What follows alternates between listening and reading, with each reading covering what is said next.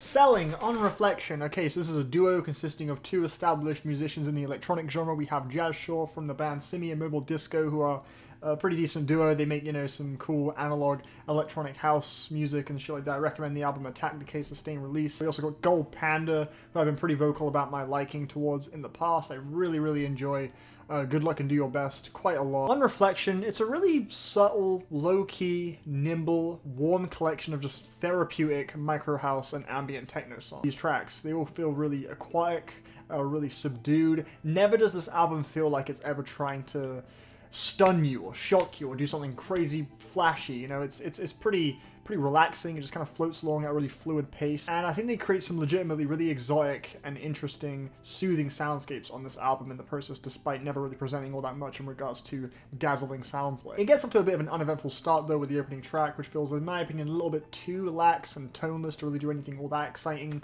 with the melodies and synth passages and whatnot. I think it's a little bit safe, but I do think there is a really elegant finish to this track as these kind of reverby, high-pitched chirping synths kind of pop in. I think it makes for a nice, organic and graceful ending to the song. But the next track, Dicker's Dream, is a huge standout moment for me personally. Probably my favorite track on the album. It's 8 minutes long, and I think it uses up all of that runtime fantastically. It starts off with these sort of soft, skittering drum clicks that just kind of gradually grow as the song goes on, and it's paired up alongside these these stunningly emotive synth pads that just pulsate really tastefully throughout the song. Everything just feels like it's in its right place on this track, you know? And then the song sort of transpires into an entirely new beast around the 4-minute mark, where these funkier synth lines come in, which gives everything the track had built up until that point in the song an entirely new context, so it really feels like a genuine progression. The trance this song puts me in, man, it's just really potent. It just never loses its grasp on me. I think the subtlety of the song adds a lot to how thick the atmosphere is as well. The song Phone Call from the Future, however, whilst it still again has a very strong atmosphere, it's probably the least calming song on the album, as the lead synth line on this track is quite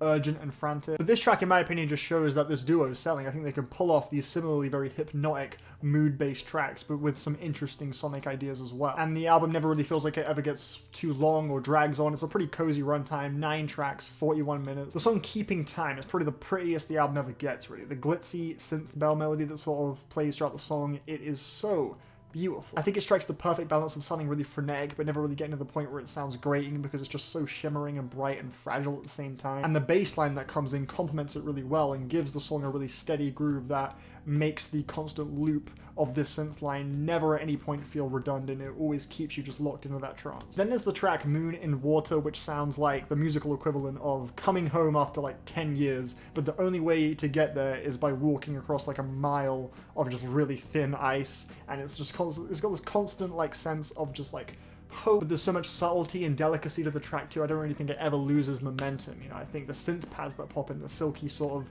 chords and shit that come in at the very end, the reverbs, yeah, that escaped the loops, reverbs, the reverb-soaked ethereal synths really complemented for real. I think they do give the ending of the song, I think it makes for a really chilling and ambitious finish. I think it would have made for a better closer than the actual closing track. Not that the final track was bad, it had a really great groove to it, but the way the track was structured felt a little bit predictable and formulaic. It was just one of the safer songs structurally. You know, I felt like as a result of that, it was a bit of a climactic ending, since like I kind of see where it was coming. And there are a few other lesser moments for me, like the song, I think it was track 4, Mirror Can Only Lie.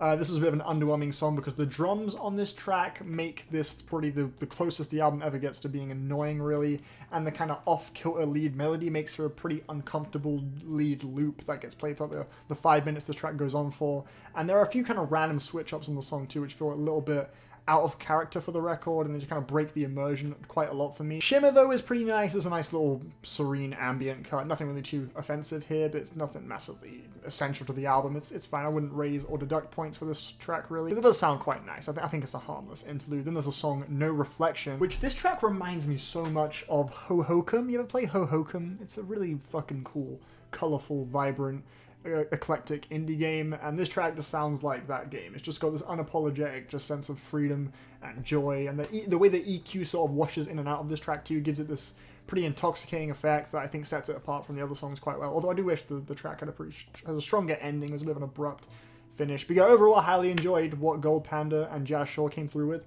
on this thing. It's not the most flamboyant or dazzling electronic album, but I think there's a lot to like here. There's not a lot you could really hate about this thing. I think at the very least, it's pleasant. This is a really mesmerizing collection of ambient techno songs. In my opinion, I think is definitely worth checking out if you're a fan of the genre. I'm going with a 7 personally. Highly enjoyed it. I'd recommend it. Those are my thoughts on Reflection by Selling. Hope you enjoyed the review, and I'll see you on the next one. Bye!